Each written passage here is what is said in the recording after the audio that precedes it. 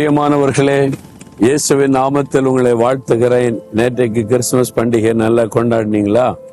நிறைய பேருக்குள்ள பண்டிகையின் சந்தோஷம் ஒரே நாளோட முடிஞ்சிடும்.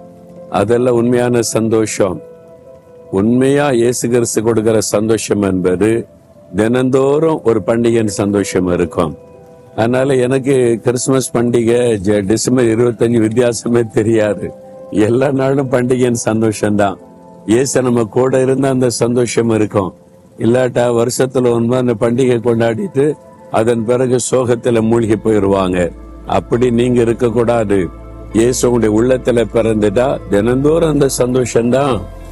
சரி, இந்த நாள்ல இயேசு இந்த உலகத்தில் அவதரித்தார்ல, அவர் மக்கள் மத்தியில உலாவினார். 3.5 ஆண்டு காலம் மக்கள் மத்தியில ஊழிய செய்தார்.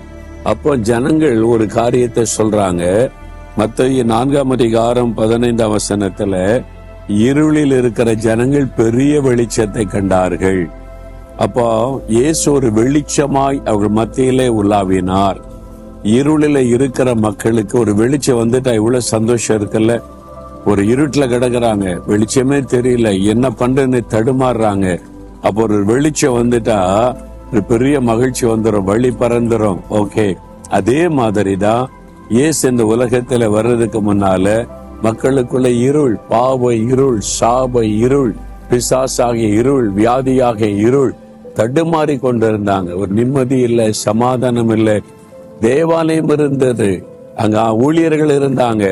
உள்ளத்துக்குள்ள நிம்மதி இல்லை, சமாதானம் இல்லை, வாழ்க்கையில் ஒரு வெளிச்சம் இல்லை, எதிர்காலத்துக்கு ஒரு நம்பிக்கை இல்லை. ஆனா இயேசு வந்த போது மக்களுக்கு பாவத்திலிருந்து விடுதலை கொடுத்தாரு, வியாதியின் பிடியிலிருந்து விடுதலை கொடுத்தாரு, பிசாசின் கட்டில இருந்து விடுதலை கொடுத்தார், எதிர்காலத்துக்கு ஒருத்தர் நம்பிக்கை கொடுத்தார். மக்களுக்குள்ள ஒரு பெரிய வெளிச்சம். அப்ப மக்கள் சந்தோஷமா சொல்றாங்க, இருளில இருந்த நமக்கு ஒரு வெளிச்சம் கிடைத்திருக்கிறது. அதுதான் இயேசு. இன்றைக்கு வரைக்கும் இந்த இயேசு கிறிஸ்து நமக்கு வெளிச்சமாய் இருக்கிறார். அவரை ஏற்றுக்கொள்கிற ஒவ்வொரு உள்ளத்திலும் ஒரு பெரிய வெளிச்சம் உள்ளத்தில உதிக்கிறதுனால மகிழ்ச்சி, சந்தோஷம். அவர் எங்கெல்லாம் அறிவிக்கப்படுகிறார் மக்கள் மத்தியில ஒரு வெளிச்சம், அவருடைய வாழ்க்கையை வித்தியாசமாய் மாறுகிறதை பார்க்க முடியும். நான் இந்தியாவில் குஜராத், ராஜஸ்தான், மத்திய பிரதேசத்தின் ஒரு பகுதியில பீல் என்கிற ஆதிவாசி மக்கள் வசிக்கிறாங்க. இந்த மக்களுடைய பழக்கம் வில் அம்பு வச்சிருப்பாங்க. இப்பவுமே சண்டை போட்ட மார்க்கெட்ல விற்பாங்க. வில் அம்பு வச்சு சண்டை போட்டு ஆட்களை கொன்னுருவாங்க. ஒரு குறிப்பிட்ட சாலையில எல்லாம் இரவுக்கு பிறகு வாகனம் போக முடியாது. நிறைய வாகனத்தை சேர்த்து முன்னால பின்னால போலீஸ் காவலோட தான் போவாங்க. ஏன்னா அந்த ஆதிவாசி மக்கள் இருளிலே வாழ்ந்து கொண்டிருந்தாங்க. சாராயம் காய்ச்சி குடிப்பாங்க.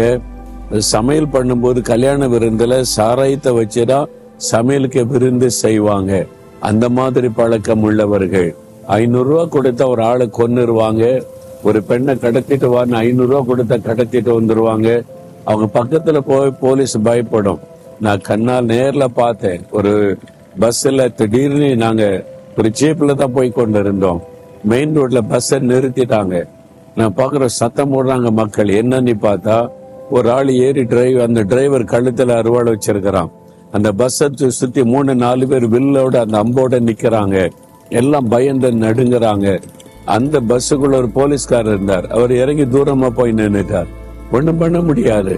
அவங்க ஒரு பெண்ணை கடத்தி கொண்டு போறாங்க. கண்ணால நான் பார்த்தது, அழுது கொண்டு கதறி கொண்டு போகிறது யாருமே கேட்க முடியல. அந்த மாதிரி பாவ இருள வாழ்ந்த மக்கள்.